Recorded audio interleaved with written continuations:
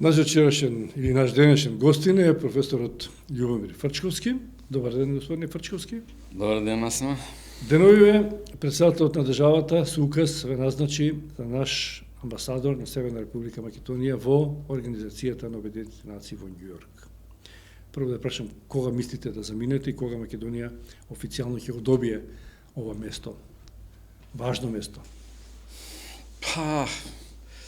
Аз не знам, има некоја процедура сега техничка, веројатно крајот на овој месец, почетокот на следниот, ако заврши све во ред, ќе бидам таму. Господ напред, како вели. Што значи за Северна Македонија оваа позиција амбасадор во Обединетите нации? И генерално за малите држави кои што имаат прилика да бидат заедно со големите сили да решаваат, да одлучуваат за судбината на светот, особено во вака тешки времења кај што во Украина, во други делови од светот постојат војни конфликти. Мултилатералата, односно меѓународните организации се што е исклучително важни за мали држави. Дури и за средни држави, што е облик на Италија, Белгија, тој обем на држави, бидејќи она што не можат да го направат во билатералните релации поради немање на геостратешка важност, економска важност, војна важност, успева да го направат ако имаат вешта дипломатија, ако имаат способна дипломатија во тие вмрежувања во меѓународните организации, кога одеднаш имате стотина амбасадори во можност да разговарате, да влијаете, да лобирате и истовремено добивате повратна информација за состојбите во регионот и позициите уствари на земјите околу некои прашања важни. Не толку дека вие ќе ги влијаете и одлучувате и да се импресионирани што ќе бидете дел од некакви големи коалиции за ваква или онаква одлука, колку за тоа дека интересите на сопствената земја, значи од еден его трип, да речеме, его национален аспект, важно е за малата држава да се умрежи, да има авторитет, да може да води некои субпрограми во тие меѓународни организации. Таму има некои програми кои се однесуваат на дискриминација, кои се однесуваат на помирување меѓу земјите во кои имало конфликти во регионот, кај што ние сме земја која може нешто да им каже на другите од некој искуство. Имаме луѓе кои директно учествувале во тие преговори на идентитети. Тоа е многу важно, бидејќи и во таа активна улога вие фактички добивате авторитет, да можете да добиете авторитет далеку поголем него објективната тежина на земјата во незиниот геостратешки потенцијал, позиција, моќ економска или воена, каква Македонија всушност и недостасува. Али таа културна и политичка и дипломатска вештина може да биде важна во промоцијата и повторно велам, видливоста на земјата е императив, незината можност да влијае, дека има што да каже, дека тоа што го кажува е разложно, има логика и се бави, се држи за некои принципи. Во таа смисла кај принципите, кога сме, Македонија има добар рейтинг. Значи, она секогаш играла по правила. Од 91 па навака. Ниту сме булирале, ниту сме били у позиција да булираме некого, притискаме некого во регионот, секогаш сме биле на некој начин притискани и жртва на тој притисок, играјќи по правила, имајќи една надворешна политика која е, мислам дека беше позрела од нивото на јавна свест, на таа еуфорија национална после националистичка по некој пат после независноста. Македонија се избори дека е играч по правила, дека има принципи, беше нарекувана остров на мирот и на ширењето на тие принципи и на Обединетите нации и на Европската унија во регионот, без да бидеме бенефициенти од нивното членство. Онака, баш по правила, затоа што тоа нас не одговараше. Членството во НАТО го изборивме на тој начин, успеавме да решиме еден неверојатно тежок конфликт во основа 2001 година, тој идентитетски конфликт. Тие конфликти ретко се решаваат, остануваат замрзнати. Успеавме да го решиме.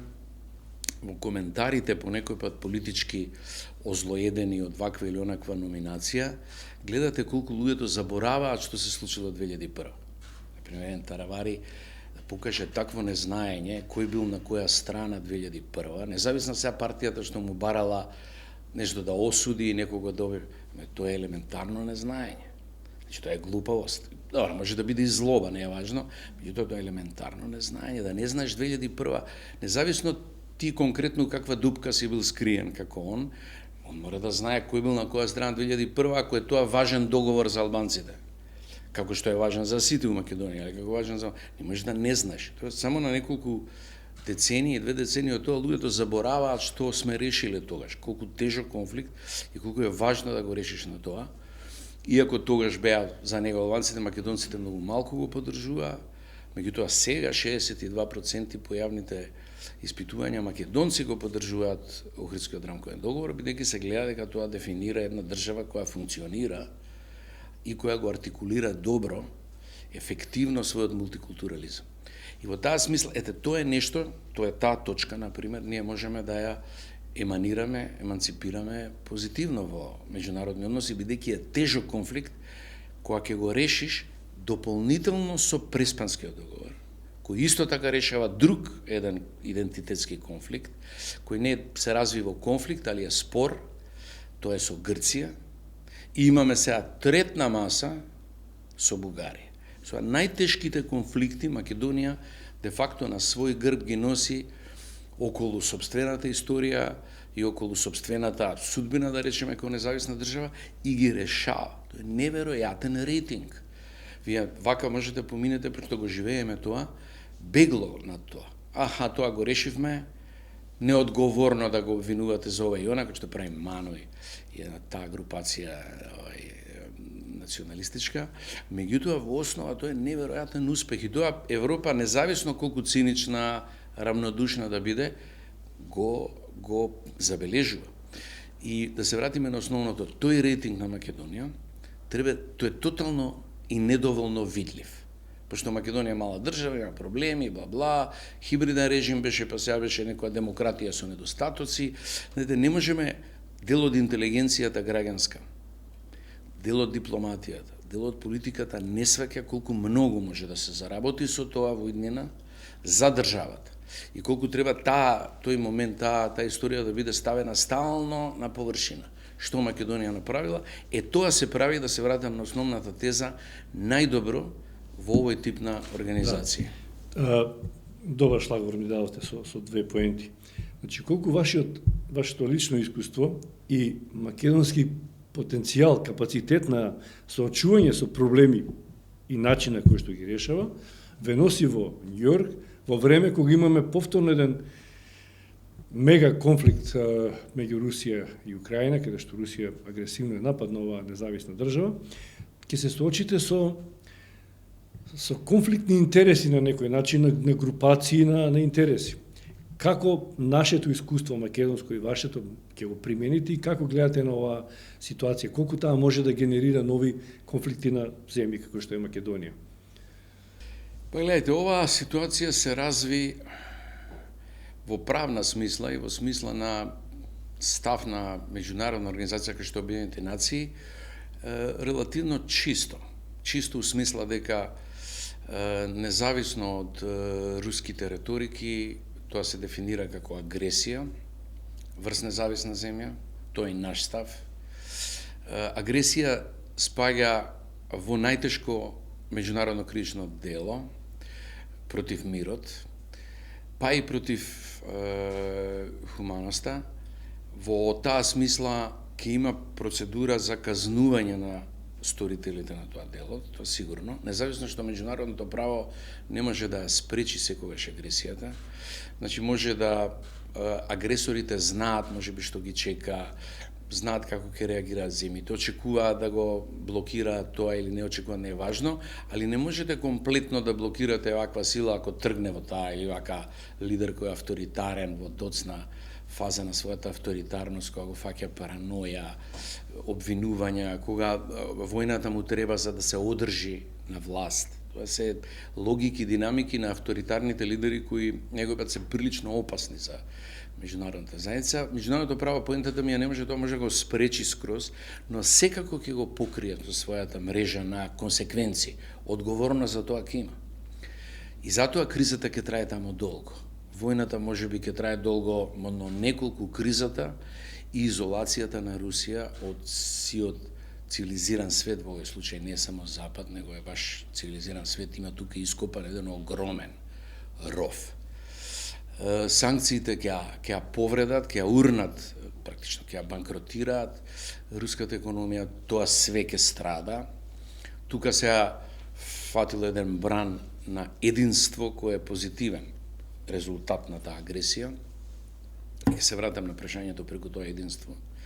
Значи тука Путин успеа индиректно спротивно на својата стратегија, дека неговата сила, упат, ароганција и жестина ќе ја подели и ќе ја блокира Европа као жаба пред змија и ќе се поделат, значи едни кои се поблиску, едни ќе молчат, други ќе негираат, али тивко се случи обратното. Тоа е таа лоша проценка на стратегијата. Се случи едно неверојатно единство, кое сега гори пред себе, не се само санкции, него целокупната руска спортска јавност е аут. Културата е доведена во прашање, тоа е, меѓутоа они велат, ќе прашате Путин за тоа, не нас. Он наруши сериозно го наруши тој рейтинг на Русија као културна оаза во литературата, театарот, музиката, во голем број области во таа смисла. Тоа единство меѓу Евроатлантскиот блок, Европскиот блок и другиот свет против таквата ситуација зборува за опасноста која оние почувствувале од тоа агресијата да биде успешна на било кој начин, да ја смири ситуацијата со некакво проруско раководство Украина. Таа последица од таквиот успех на Путин би бил девастирачки за европските вредности, девастирачки за регионот, на Западен Балкан секако, тоа ќе се одрази. Таа ароганција и влијание потоа не само политичко, директно, разузнавачко и воено, туку авторитетот на таквата операција ќе ги откопа старите рани на илибералните режими во Западниот Балкан, кои немале демократска традиција и кои може да има преливање. И кои стално се дела дали е подобро ова. Гледате во сите јавни испитувања на јавното мислење, во сите земји, вклучувајќи Македонија, имате меѓу младите 62% за цврста рака на системот на управување. Таа цврста рака е основа на лепењето на евентуалниот сега успех на Путин во Украина. Тоа ќе се налепи и таа поделба ќе стане далеку поизразита кај нас. Политичка ќе стане на изрази, сега малку е повлечена таа на маргини, молчат, тогаш нема да молчат, тогаш ќе се развијат алтернативи, политички алтернативи во таа смисла. Тоа е опасноста. Сега тоа светот, да се вратам на основната тема, во меѓународните организации го чувствува и таму и во Советот на безбедност. Русија, иако иронично го преседава Советот на безбедност, беше изолирана, дури и од Кина и Индија кои се воздржаа. Потоа во Советот за човекови права, комплетно осудени. И сега се активираше поради блокада на Советот за безбедност, се активираше една процедура која се вика Обединети за мир. Обединети за мир е промена на повелбата. Тоа е единствена досега реформа на повелбата на ООН и е направена од аспект која да се спречи ситуација на загрозување, опасно загрозување на светскиот мир. Кога Советот за безбедност е блокиран на овој начин, тогаш неговата надлежност, која никој друг не може да ја земе, може да ја превземе преку оваа резолуција Обединети за мир, таа е на 57 година, 1957 околу војната во Кореја. Генералното собрание. Практично Генералното собрание му презема надлежност на Советот за безбедност и одлучува за светскиот мир. И сега Генералното собрание носи резолуција за осуда на агресијата и консеквенциите од неа, и таа изгласа со 2/3 со огромно мнозинство. Повторно таму Русија е изолирана и има еден круг на земји кои се воздржани, 20 на 30 земји, од 192 членки. И сега таа последица е основа за консеквенците правни на рускиот агресор после војната. Значи, таа резолуција, овие сите потези се основа. Хаг веќе потегнал процедура за испитување на воени злосторства или основа за воени злосторства во Украина. Сега тоа ќе тече. Тоа ќе тече сега. Тука ќе има и злосторства против човештвото, и воени злосторства, цела таа процедура investigation ќе оди испитување. И тој притисок ќе остане, санкциите ќе продолжат, таа криза. Европскиот однос со Русија, барем со овој режим на Путин, е симнат под граница, после која нема враќање. Они не можат да се вратат на некакви дури и толерантни односи со Русија после ова. Тука јазот ќе остане жесток. Што значи тоа? Ќе се врати една супер ладновоена ситуација меѓу нив. Меѓу нас уствари и Русија. Супер ладновоена ситуација. Кај што ќе бидат подигнати сите разузнавачки линии, контраразузнавачки линии. Кај нас ќе бидат дигнати сите кртови што спиеле, проруски ќе бидат дигнати. Тоа 100%, тоа сегде во целиот регион. Тоа е реакција, тоа е логика на КГБ размислување.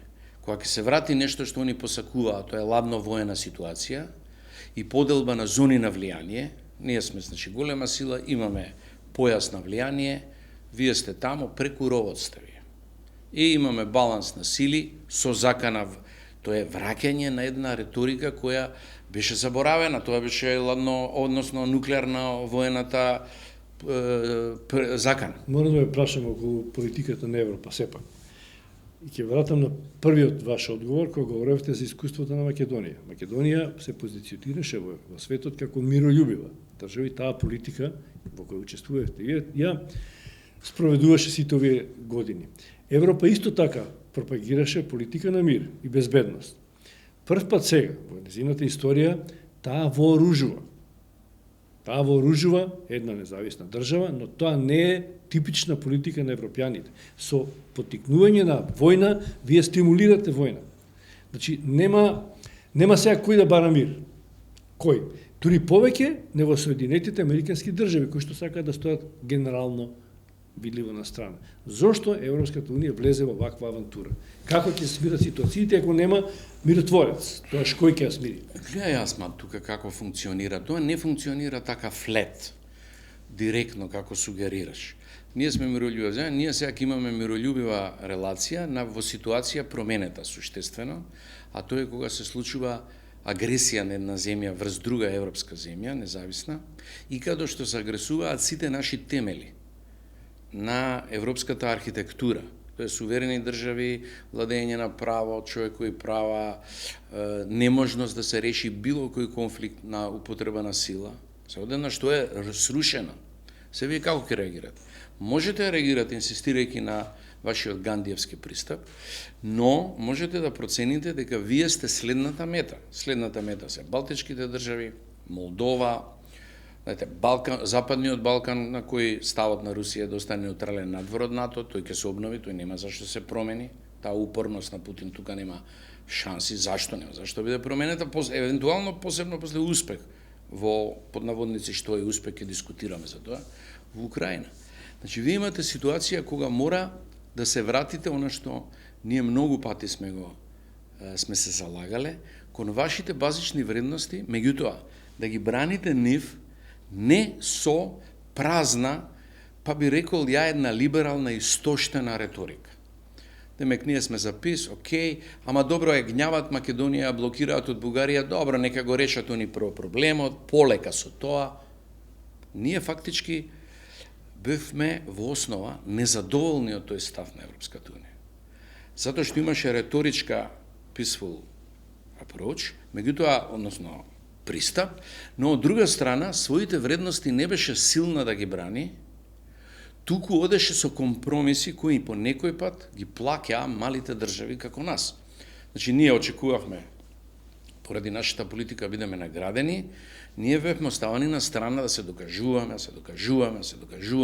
имавме ризични позиции, имавме авторитарен режим на Груевски 11 години, па тоа го поминавме, па се со Бугарија, пак владата падна делумно заради локалните избори, па и заради тие нон-стоп некакви докажувања, па сега, но, знаете, тоа е тешко.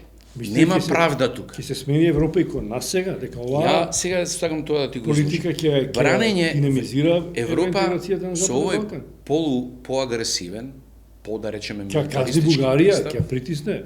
Јас мислам што ќе направи. Тоа е моја прогноза. Тоа за нас е добро. Прво, тоа е моја теза. Зашто? Затоа што поагресивно, поемотивно, суштествено битно ја променува својот однос кон сопствените вредности. Она не ги менува сопствените вредности. Не, туку ги брани поинаку. Ги брани онаму каде што крварат тие вредности, како во Украина. И ако ја видите Германија, која е најеклатантен пример на таа промена, тоа е нова држава. Ја тука Шулц, на вистина, воодушеви, пошто после Меркел тешко да се воодушеви, пошто Меркел беше еден вореден канцелар, меѓутоа Шулц воодушеви со тој став, едноставно не можев да разберам како го постигнале тој консензус. Бидејќи тоа суштествена промена на нивната политика 70 години водена и жесток, може би и најсилен, активен, промилитарен став, односно поддршка на вредностите кои се губат во Украина со агресијата на Русија, директно наоруџување со агресивно оружје, како што се авиони, тенкови, против, тоа е тешко оружје за фронтална борба, не антигерилско само, и промена за, да речеме, неверојатна брза, за недела дена. Политичка промена на одлуките за недела дена, ајде да речеме 10 дена, од шлемови до авиони. Тоа мислите дека е окей? Ја мислам дека е супер окей. Дека е тоа практична одбрана со сите параметри на своите вредности. Не можете да ги браните. Либералите ги губат своите позиции во однос на новата десница, фашистите, ксенофобите, расистите, затоа што овие водат емотивна, афективна, жестока одбрана на своите вредности дека Европа е загрозена. Либералите од центарот и левицата се фини салонски типови кои сметаат дека е простачки да се бавите во политиката со емоции, дека е тоа неваспитано, дека сите сме земале демократијата како здраво за готово, таа може вака да се изгуби. Тоа го покажа колевката на демократијата американците за време на Трамп. Немојте со тоа си играте, дека си ги браните своите вредности со сите средства, емотивно на улица. Овие на улица, ние на улица. Они напад, ние одбрана. До крај. Без тоа, либералните вредности се сериозно загрозени од авторитарни вредности во вашата земја. И тоа ќе им се случи доколку оваа путиновска авторитарна структура ги похрани, погледнете ги, новата десница. АФТ во Германија, тоа е десницата, поддршка, глупост бил Запад, тоа што ја буткал Украина према НАТО, и индиректна мека поддршка на Путин. Италијанската десница на исто така на овој, како се викаше, нивниот бивши премиер на десницата, оди со посета Путин. Истата позиција во Франција. Значи, целата десница си оди со по авторитарна политичка линија, се сообразуваат со него и се обидуваат да направат промена во сопствените држави према авторитарната агенда. Ова сега може да биде пресвртна ситуација во тоа, али може да биде пресвртна за нив, ако победи Путин на долгорок, може да биде пресвртна за либералите, ако ги одбранат своите вредности со сите средства. Они не водат војна, они ја поддржуваат правата страна. Ако е, дали е мека поддршка тоа што анализата на Кисинџер, на Путин, кој што се обидува да направи баланс и историско оправдување не за агресијата, меѓутоа за состојбите во Украина и во тој регион столетија на нас. Значи, дали и САД и Путин ја пропуштија приликата од Украина да направат нешто што нема да предизвикува конфликт како што е сега. Видите, една работа е наративот. Затоа што и ние не ги познаваме приликите во Украина точно какви си. Таму има десничари, левичари кои припаѓаат кон проруски или само, како да кажам, наративот на Путин кон словенските народи кои он ги смета за своји, како што видовте во последното интервју, дефинитивно став дека они се ист народ со украинците и дека овие се исто што србите со муслиманите у Босна. Тие се срби со погрешна религија. Овој вика тие се руси на кои мозоците им се испрани. Истата реторика, тоа да немате илузии. Тај наратив има една динамика. Пропустите на Запад и на украинскиот режим, односно лидерство, да поинаку ја води таа приказна, се друга причина, но тие не можат да бидат никогаш оправдување за агресија. може да бидат оправдување на дипломатски нови напори, за некакви дипломатски операции, но за агресија никогаш. Бидејќи таа агресија, НАТО ширењето на Запад за Путин е изговор. Бидејќи он веќе има граница со Запад, каде што се земјите членки на НАТО, и каде што тие, не знам дали имаат нуклеарен потенцијал на своја територија или немаат, тоа не сум информиран, Балтичките земји и останатите, меѓутоа Полска има веќе. Значи, тие немаат проблем со тоа што НАТО има граници. Тие имаат наратив дека треба да ги спојат со себе двата големи руски народа, белорускиот и украинскиот. И тоа е по линија на Иван Илин. Иван Илин е руски фашист од 22 година, кој ги поставил 7 точки на рускиот концепт државен. Дека Русија може да биде само владеена од автократ, дал бил цар, президиум, шеф на президент, тоа не е важно, дека она е жртва секогаш на Запад, е огромна држава, али е жртва, и тоа менталитет на жртва, која треба да одговори и да води воена, да се докаже, го имате сега исто кај Путин, дека таа може да биде силна само ако ги обедини руските, односно словенските народи околу себе, не другите, внимајте, не Естонија, Латвија, Лестонија, ти се други народи, кај нив не е примарен него словенските народи. И четврто е дека она во тој манир на владење мора да ја докаже својата национална вредност, дека четвртиот дел е филозофски во смисла дека ниедна друга вредност нема вредност, индивидуалното, љубовта, омразата, само националната гордост е врв на вредностите. И истата реченица ја повтара Путин после колку? 100 години, еден век. Дека ако Русија нема национална гордост, и ако не ја избори, не вреди да постои Русија и не вреди да постои светот. Внимајте, светот. И он го повтора истата реченица. Националната гордост на Русија, ако не вреди да постои Русија, не вреди да постои светот. Ако он е спремен да не постои светот, ако е до таму дојден, тогаш сите санкции, воени, економски, само го потикнуваат да светот нестане. Тоа е... Кај ќе живееме? Иако обстои, вие самите рековте, ќе живееме долго во една железна завеса на ладна студена војна, во која живеачката нема да биде како што е сега. И вредностите ќе пропаднат. Значи, ако е дојдено да нестане, мислам дека пресметките се лоши. Таков човек, ако е дојден до пореметување да направи светска војна заради дигнитетот на русите, онда не вреди никаква санкција. Тоа е анализа која, веројатно на која Путин во принцип смет. Да. И тоа е анализа на тој мек западен одговор на кој он го знае и на кој игра. Сега му спротивставија поинаква логика и прилично единствена, затоа велам таа логика не ја подценувај. Таа логика подразбира дека околностите не се вакви какви што сега изгледаат, дека тие се менуваат. Дека како трае ова крварење на Русија во Украина, тоа ќе трае долго, пошто тоа е 44 милионски народ, тој не се контролира на начин да влезете и да ги освоите градовите, а порушите пола град, утепате негде 2000-5000 луѓе, треба да го владеете тоа после. Тоа е крварење постојано, тоа е како да имате игла у вена која не оди нигде, тоа крварите. При тоа крварите во ситуација кога вашата економија е урната и кога почнува руското, пошто не можете вие да ја подцените руските внатрешни државни удари кои перманентно се кон нивните владетели случуваат. Хрушчов е сменет, он е усочи, Брежнев доаѓа, Сталин е умира, ова се случува, еден друг апсат, третиот доаѓа на власт, едниот доаѓа, Елцин доаѓа, вака Горбачова. Тие удари, тие ги создавате и таквата руска внатрешна динамика, они не мислат дека ќе осрушат Путин од надвор. Не.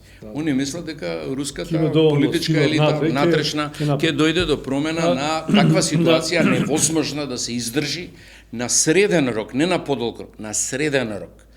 И при тоа оваа закана со нуклеарен потенцијал е опасна и за Русија, исто како што е опасна за целиот свет. И тој систем, тоа варење внатре во Русија, и дел од калкулот на одговор и второ немате друга опција освен тоа да одговорите. Инаку вие се варите на многу полош начин надвор од сите вредности и во таа смисла одговорот е соодветен дури онаму каде што под наводници може да претераат, како што е елиминирање на културата руска од некои позиции или однос кон неа, и таа е само израз на еден општ впечаток и потреба од единство и единствен одговор, кој е во ова мене исклучително, според мене, исклучително значаен да продолжи и да трае, независно од ризикот на ладната војна.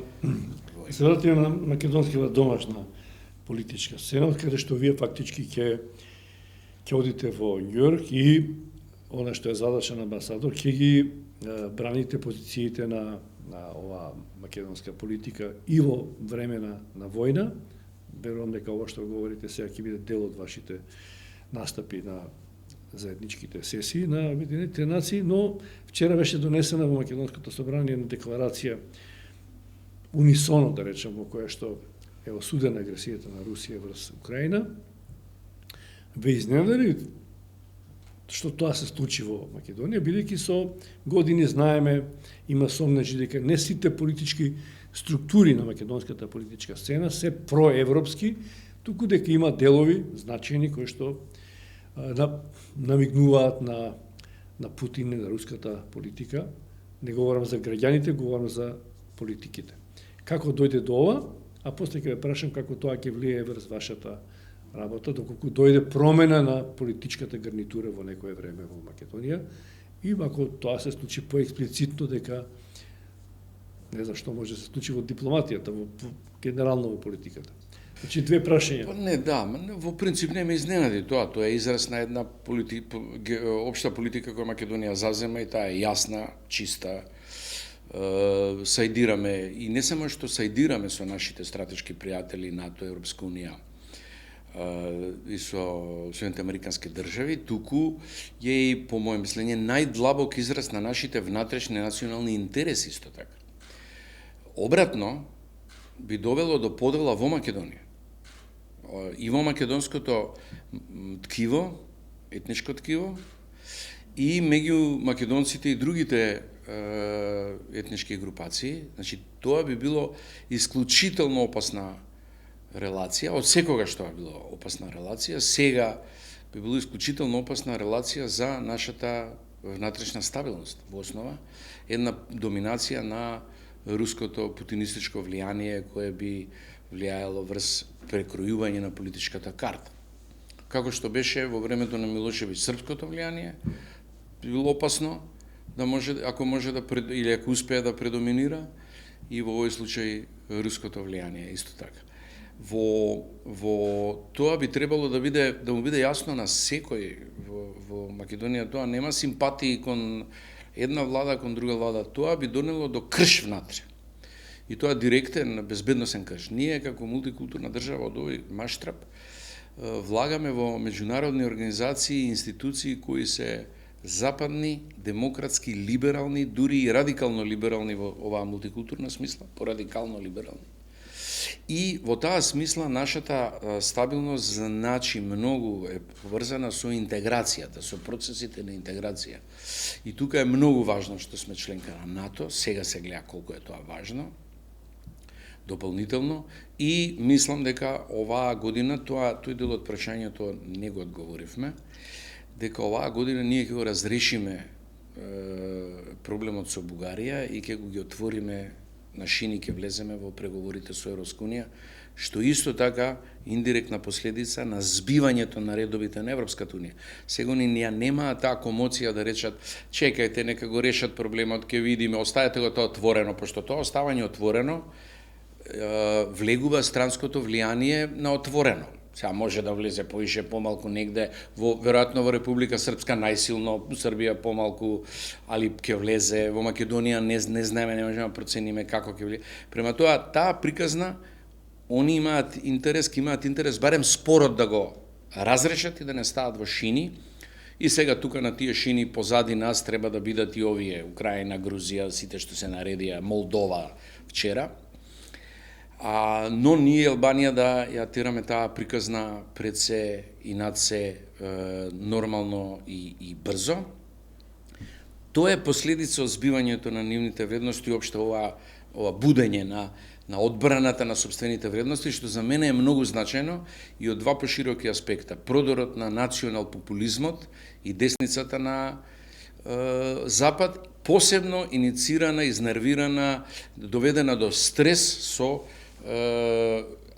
руската агресија во Украина. Тоа сега на некој начин се преклопи во еден генерален отпор и консолидација на европските редови, што сметам дека е исклучително важно и ќе се одрази, по моје мислење и по моја прогноза, добро во решавање на споровите кои простанаат тука. Сега не знам дали Република Српска може да ја решат во тој контекст, меѓутоа се до таму.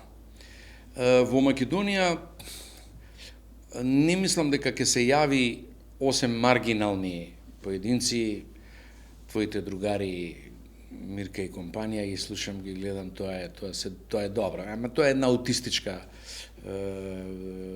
група која не можете нормално да ја процените што уствари, кој аргумент има што сега да каже, осем што е заљубена во Русија и Путин, у тоа како тој мирно зборувал и како ја чистел Европа и светот го чистел од дегенерици од секаков вид. Тоа е отприлике тој вокабулар, а тој ќе оставите на страна, пошто е идиотски, мислам, во основа, аутистички. Ова друго е тивко и не се појавува сега. Но во случај на, велам, победа, триумф некаков на Русија во Украина, триумф, ќе видим да дискутираме малку што тоа значи победа, тоа влијание и тоа раслојување ќе се зголеми и нивната гласност ќе се зголеми. Ја мислам дека до тоа нема да дојде, но тоа е мојата прогноза, мислам дека околу тоа се согласуваат сите што можат да проценат добро околу состојбите во Македонија. Уште едно да прашање, но сме веќе при крај со интервјуто.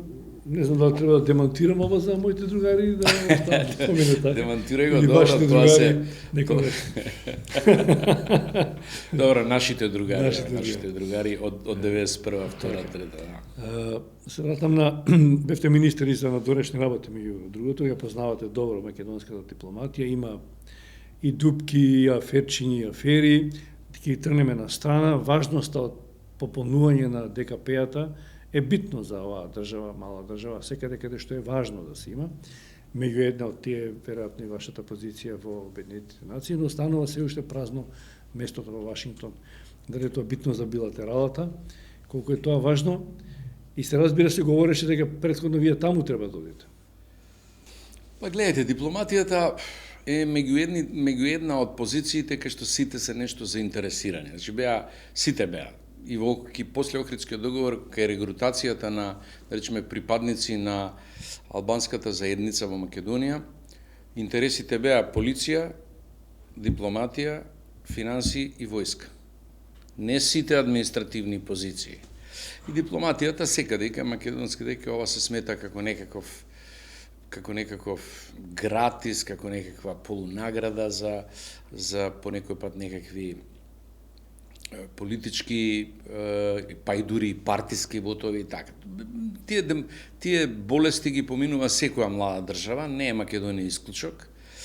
И се обидовме да во секој потез, мислам дека тука има една линија на континуитет во МНР, да се зголеми бројот на професионални дипломати, меѓутоа и кај професионалните дипломати имате проблеми. Нивната професионалност, дали се рачуна и она што биле во бивша Југославија, постарите дипломати, дали новите немаат време да станат професионални, мала е таа историја од 20-30 години, значи можете професионални, меѓутоа работи у МНР, нема искуство околу тоа. Добро се сведе тоа на 1/3, не знам сега колку е, на 1/4 од надвор. Меѓутоа е многу важно кога бирате, дури и да има луѓе од надвор, тоа секаде има. Амбасадорот на Британија у Индија е некаков угледен конзервативец, поддржан со големо влијание во конзервативната, не е професионален дипломат, биле така во традиција, сега не знам кој е. Има такви позиции и места. Кај меѓународните организации посебно е важно да има човек кој се праќа да има влијание и да има дипломатско-политичко искуство, бидејќи се работи за контакт со многу земји и нема рутина дипломатска тамо, а мора и да се снаоѓате во разговорите, поинаку влијание мора да имате авторитет. Партиите од било која сфера, ако изберат добри луѓе, дискусиите нема да предизвикаат голем дел. Не е тоа што е тој што не е професионален дипломат, него треба да биде јак типот или типката. Треба да биде јака, да биде добра. И вие немате спор, сега види десницата окей, меѓутоа човекот е способен. И знам дека нема да биде таа шалабајзер или штаплер или нешто да лупа или да се крие, да не работи. Во таа смисла не е проблем секој, проблемот се личностите. Секаде во животот се проблем личностите. Кога изберете личност која може да го води, вие сте завршиле работата 90%. Малку се инструкциите што може да ги размените со него. Он знае како се понаша, има искуство, има воспитување на крајот домашно, некако. Ако испраќате случајни луѓе кои таму прават кариери, кои се во схитени што имале кариери, тогаш сте во проблем. Тогаш немате аргументи, како што се случува. Тогаш е проблем. Значи, не е важно само да дојде од надвор човек во диплома. Важно е да биде добар тип или типка, велам. Тогаш е окей работа, тогаш може да го пратите, не е спорно. И да ги издржите тие 30% од надвор, кои се, да речеме, инклинираат кон една политичка или друга политичка партија, инклинацијата некогаш е јасна. Тоа нема да биде проблемот ако човекот има авторитет, интегритет, ако е способен и ако во таа смисла заврши важна работа за државата, може да ја заврши. Има такви случаи, имало такви случаи, инцидентни. Во таа смисла изборот на луѓе е многу важна работа. Тука треба партиите да издржат, министрите да издржат притисок од партиските долни редови, да ги наградуваат своите лоши луѓе околу или врски околу со дипломатска функција. Тоа е проблемот. Другото не е. Од една страна, од друга страна, ние имаме една горе-долу изградена мрежа од 40 на амбасади.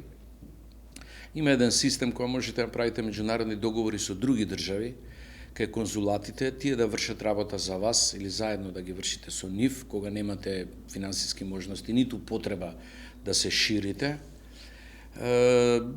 Тоа се со Данска, Холандија по некој пат, со некои соседи може да договорите такви заеднички конзулати. Сад и мрежата може да ја поставите како што треба. Оно што е после тоа важно е да ги избегнете инцидентите како што беше не од овој тип корупција или ова, тоа секогаш ќе го има. Внатрешната контрола на министерствата се задолжени тоа да го откриваат. Туку типот на расипување или омаловажување на амбасадорите со тоа што им носите сосема други економски советници, кој што имаше одлука во времето на Груевски и си сместуваат своји луѓе, меѓутоа пошто не можат као дипломати, ги сместуваат во некоја функција, полуфункција, економски лобисти во амбасадите, како некоја паралелна дипломатска линија. Тоа сосема доволно го прават амбасадорите. Не сме ние голема држава и немаме, и овие се претворија во собирачи на визит карти од бизнисмените како идат и ништо друго, рапорти некои безвезни. Коштаа негде 2-3 милиони евра годишно нивните плати, резултатот од нивната активност беше нула. Зиро. Значи, ниједна инвестиција они не донеле, да напишат, тој економски представник од таа земја, ја донесе таа инвестиција и сега ќе има зголемиме платата 30%. Постои така. Сега тоа се тие промашувања, лутања. Дипломатската мрежа треба да ја оптеретите, треба да ја обскрбите со минимален број, не мора да ја ширите премногу, али не може да бидат 20-30 амбасада, посебно ако има конзулатски функции, таму е жестокар контактот со странки. Значи, тоа треба некој минимален број и потоа ќе го оптеретите тој број со работа. Значи, тој број треба да работи. Тој 5. Треба да им ги зголемите платите на нашите дипломатски представници, не сега заради мене случајот, него они секојаш се жалеле, па им ги намалиле, се многу мали, лошо поминуваат. И затоа, на пост, да се оди у Белград, Љубљана, Загреб, Црна Гора, имате 40 кандидата, за пост да се иде у Лондон, Њу Јорк, па и Вашингтон, имате 20. Не ќе додат. Имаме ли ние луѓе за за Вашингтон, за Њујорк, за Ќе Сирија, ги за најдат Брисел. како не имаме. Ако сакаат да ги најдат, ќе ги најдат. Не, тоа не мора да праќате вие, не може да барате нешто меѓу вашите партиски. Има луѓе, може да ги најдете, може да им доверите, ќе направите напор околу тоа, околу таквите ситуации и кога ги изведете добар човек, независно што не е нивен, нивниот коментар ќе биде добро, како наавте овој сега близок до овој, близок до неј, ама не можете да му каже виде овој не чини. Или овој е глупав, или нема интегритет. Не може тоа да го кажете, пошто човекот е добар. Тоа треба да се концентрираат изборот во таа смисла. А инаку, велам, у Врање да имаат конзулат, ја мислам 100 души ќе се јават у Врање да отидат, бидејќи со таа плата која ја имаат, у Врање поминуваат супер, ама не може да живеат. Тоа е проблемот кој треба Министерството да го реши, навистина, за да може да функционира тоа кај што... А ние имаме зони кои ни се клучни, хотспотови.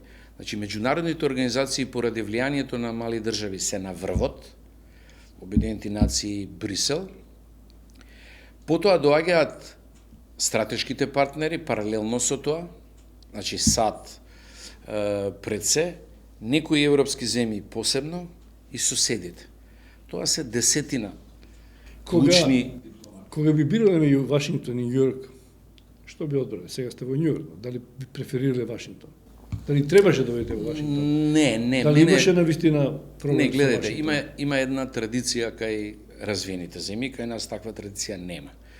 Министрите за надворешни работи во принцип не одат, срамота е, да одат во билатерални амбасади.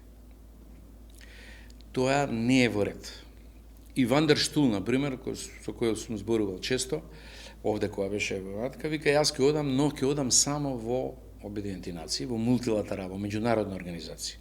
Тоа нема контакт со друга држава директно и тоа може да се случи. Мене тоа ми одговара и по мојата вокација, предам јавно право и човекови права, Обединети нации се тоа. Има еден куп програми кои се однесуваат на мојата професионална обврска, не само дипломатска обврска на представување на земјата, туку и да речеме расправата околу помирувањето. Тоа води Германија, тамо еден проект. Тоа ми одговара во сите основи. Можам навистина да придонесам, тука Македонија може да дојде напред околу едукатор по тие прашања, не да слуша лекции од други. И во таа смисла, апсолутно повеќе ми одговара, ако ме прашате персонално, Њујорк, да речеме Виена, Обединети нации или тајме исто така, отколку било каква билатерална амбасада, па независно што е Вашингтон важен за нас, окей, тоа супер, но ќе најдат човек за таму, не се сомневам. И да завршам со најдневно политичка прашање, опозицијата нерадов го прими веста дека, или бар некои луѓе од опозицијата, дека председателот го потпише указот за ваше назначување за амбасадор во Њујорк. Антонио Милошевски рече дека не одите во Америка затоа што Америка не ве прими и дека тие кои ќе дојдат на власт ќе ве вратат од амбасадорската позиција. Генерално да заокружам. Второ прашање. Дали ако дојде промена на политичката гарнитура, се менува и надворешната политика и како тогаш би кохабитирале со новата власт? Значи, три прашања волам на овие да демонтирате или да демонтирате. И Вашингтон и овие... Не се работи за промена на дворешна политика, веројатно нема таква намера ни една политичка партија во Македонија да му има континуитет. Промената во надворешната политика ја донесе режимот на Груевски само. Значи, само режимот на Груевски е дисконтинуитет од една политика чии темели се од 1991-1992 година, а тоа беше дисконтинуитетот. Ние се залагаме за интеграција, но сакаме да останеме изолирани и тогаш ние го владееме просторот. Тоа беше нивната стратегија и тој дисконтинуитет е совлада. Не мислам дека во таа смисла ќе има проблем. Може да има персонален однос кон мене, ја од тоа не можам да завлегувам, ниту сакам. Инаку, личноста која споменавте, ја не можам да ја коментирам, бидејќи таа личност е во основа, уста не сме да отвори, да каже било што. Тој личност која се води кривична постапка за злоупотреба на лустрацијата. Единствен пратеник кој може да оди у затвор после ова. И кој човекот што го лустрираше заедно со татко му таму во Кичево, судија еден, умре после тоа од стрес. Тој човек уста не може да отвори. Уста не може да отвори за ништо. Не за ова, за трето, за ништо. Тоа што не можем него да... Не сакам него да коментирам на ниједен начин. Благодарам што бевте гостин во Конца.